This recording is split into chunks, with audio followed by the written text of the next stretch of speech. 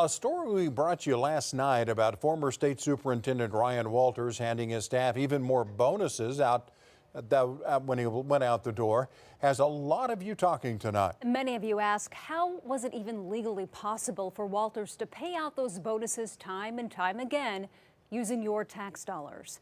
News 4's Spencer Humphrey took your question to an expert.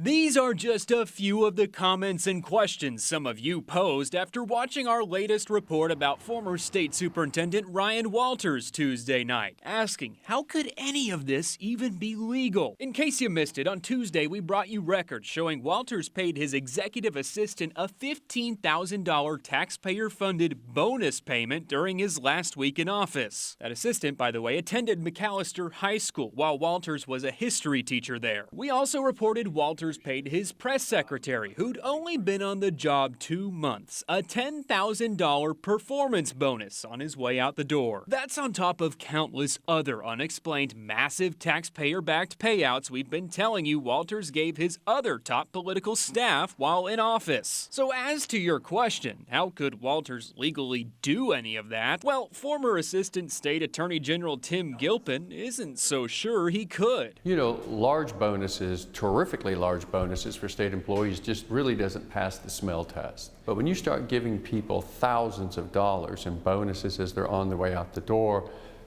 I haven't heard of that before. And this week, we got a hold of this job offer letter OSDE gave now former Chief Financial Officer Spencer Wood back in January. Walters' staff offered him a yearly bonus structure of up to $10,000. Large bonuses in an offer letter, and certainly an additional large bonuses, is very unusual. It's unclear if Wood ever got those bonus payments before OSDE fired him 4 months into the job this past June, a fact we now know thanks to this termination letter we've obtained. But we do know, between his chief advisor, chief of staff, multiple communications directors, and more, Walters paid out hundreds of thousands of your dollars to his top staff as each one departed the agency. It turns out that these huge bonuses were being given to keep someone quiet.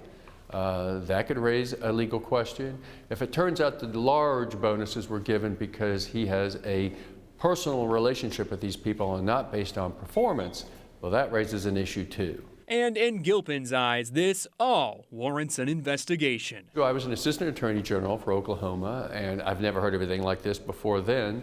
And then I was 6 years on the Oklahoma State Board of Education, and never had heard of anything like this. And I'm sure if something like this had come up during my tenure, a lot of questions would have been asked. In Oklahoma City, Spencer Humphrey, Oklahoma's News 4. When we spoke to new State Superintendent Lyndall Fields earlier this week, he told us he's also concerned by the bonuses, but pledged he will not carry on the practice with his staff.